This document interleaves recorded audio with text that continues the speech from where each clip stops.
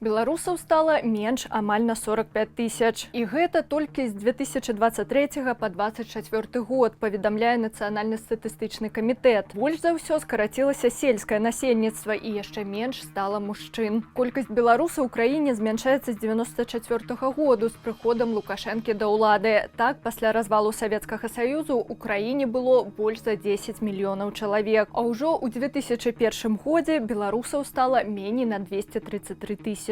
Пасля пратэстаў 2020 году, рэпрэсій і масавай эміграцыі насельніцтва Беларусі зноў значна скарацілася. За 4 гады беларусаў стала менш на 255 тысяч. Але гэтыя лічбы не ўлічваюць эміграцыю з Беларусі, казаў раней Радыё Свабода эканаміст Леў Львоўскі. Звесткі пра эміграцыю пакуль публікуюць толькі афіцыйныя органы краін, куды выязджаюць беларусы. Па розных падліках з Беларусі выехалі да 500 тысяч чалавек.